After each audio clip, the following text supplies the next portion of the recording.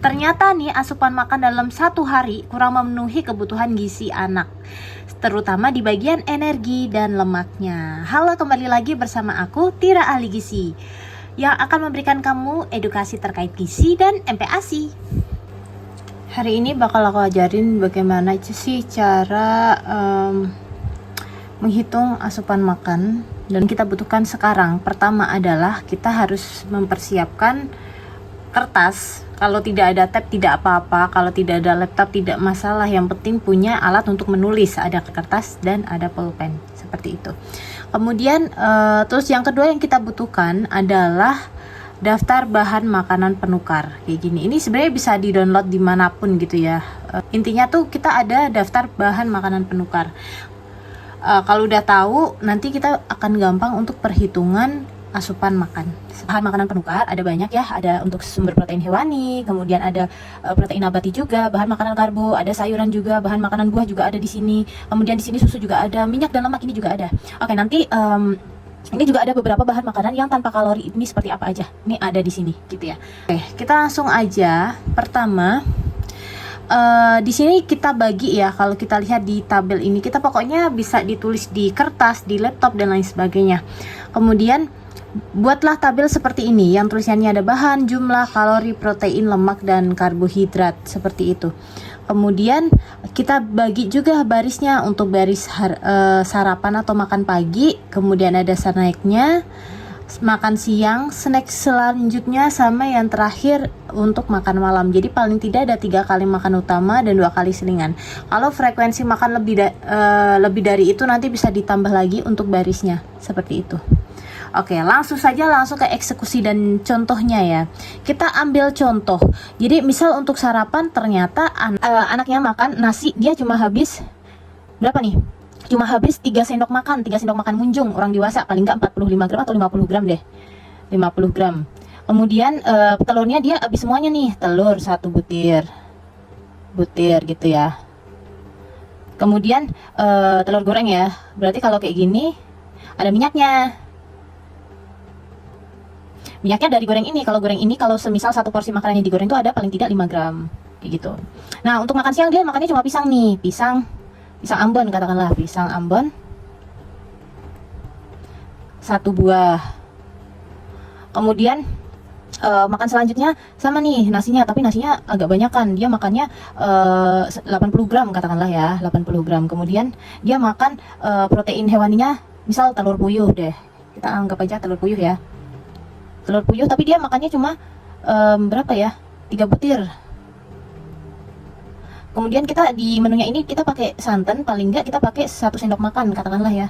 Atau enggak deh, kita kasih contoh yang gampang dihitung aja kali ya. Paling enggak 20 mili deh, 20 mili. Atau 20 mili itu sekitar 2 sendok makan ya. Kemudian snack selanjutnya kita kasihnya pancake. Nah, pancake, untuk menu pancake ini kita juga harus tahu nih berapa bahan yang dipakai. Misal kita pakai tepung untuk bikin pancake itu paling enggak 50 gram katakanlah. Kemudian telurnya kita pakainya 1 butir biasanya gitu kan, telur 1 butir. Kemudian kita tambahin pisang karena ini ya bikinnya pancake pisangnya 1 buah juga. Kemudian bikin pancake kan pakai ini ya, pakai mentega atau margarin gitu deh, gitu ya, mentega atau margarin. Nah, ini paling enggak kita pakainya 1 sendok makan katakanlah ya. Kemudian udah ini bahan-bahan yang dipakai. Kemudian makan malamnya dia cuma pakai nasi goreng nih atau mie deh, biar beda ya. Mie goreng, minyak paling enggak pakainya 50 gram. Kemudian telurnya nggak pakai telur biar beda ya. Kita pakai ayam. Ayamnya sekitar 2 sendok makan. 2 sendok makan berapa tuh? 20 gram lah katakanlah ya. Ya sih biasanya sesendok tuh 10 gram biasanya ya, 10 sampai 15 gram. Kemudian ini kan digoreng ya, terus kita pakai minyak. Minyaknya rata-rata ya kira-kira 1 sendok makan. 1 sendok makan atau paling nggak 10 gram. Buat numis bumbu gitu kan ya. Kayak gitu. Nah, paling nggak pakai ini. Nah, kalau semisal di menunya ini pakai sayur nih. Sayur katakanlah kita pakai wortel. Kalau pakai sayur ya, wortel berapa? Misal 10 gram, 1 sendok makan 10 gram gitu ya. Kemudian kalau yang sini kita pakainya, misal pakainya selada atau tomat deh, tomat ya, biar enak. Nasi goreng pakai tomat enak nih. Soal anaknya kalau suka tomat ya. Tomat kita pakainya 1 buah gitu ya. misal katakanlah. Nah, ini contohnya. Jadi pertama yang kita isi adalah bahan dan jumlahnya dulu. Tapi kalau semisal diisinya per kali makan itu juga boleh. Jadi misal habis makan, habis sarapan terus kita isi dulu, kemudian baru kita evaluasi, oh ternyata yang kurang protein, terus habis itu di menu snacknya kita kasih protein, itu juga boleh seperti itu gitu. Kemudian setelah kita tahu gramasinya, kita langsung tulisin kalori, protein, lemak, karbo, dan lain sebagainya. Katakanlah nasi di sini. Nah, kita harus lihat nasi ini kan masuk ke sumber karbo. Jadi kita lihatnya di sumber karbohidrat gitu. Kita cek nih, nasi ya. Nasi ini paling tidak, ini kan bilang nasi 100 gram ya. Kelihatan nggak? Semua kelihatan. 100 gram setara dengan 5 gelas atau sekitar 175. Nah, ini kan 100 gram karena ini ada setengahnya. Paling nggak 175 dibagi 2 tuh berapa? Bentar, aku 75 dibagi 2. Oke, sekitar 87,5 untuk kalorinya. Terus kalau untuk proteinnya berarti setengahnya ya 2 gram gitu. Terus karbohidratnya setengahnya 20 gram. Kemudian telur goreng 1 butir. Nah, kalau telur goreng itu gampang karena dia kan masuknya di protein hewani. Nah, 1 penukar itu 1 buah atau 1 butir telur. Jadi paling enggak dia pakai kalorinya sama. Jadi nggak perlu kita bagi nih. Bentar. Mana sih telur? Nah, ini kan masuk ya. Kelihatan kan telur ayam? Nggak kelihatan, sorry. Nih. Ini telur ayam 1 butir kan, ya sekitar 55, ini ukuran paling agak gede gitu lah, agak gede tapi bukan yang gede banget. Oke, dia kalorinya 50, kemudian proteinnya sekitar 7 gram, lemaknya 2. Ini dari protein dari sumber protein hewani aja ya, tidak termasuk minyaknya, karena minyak sendiri juga sebaiknya dihitung, dia masuknya kan sumber lemak.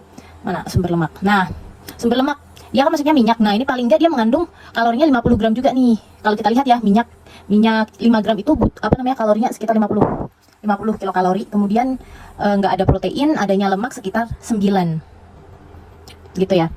Kemudian tomat. Nah, tomat di sini ternyata dia masuknya di sayuran yang rendah kalori. Mana nih? Rendah kalori. Nah, jadi kita abaikan aja semuanya kayak gitu. Nah, kita udah mendapatkan jumlah kalori, protein, lemak, dan karbohidrat dari sarapan aja. Kemudian baru setelah itu kita evaluasi nih dari kebutuhan gizi anaknya atau kebutuhan gizi kita gitu ya.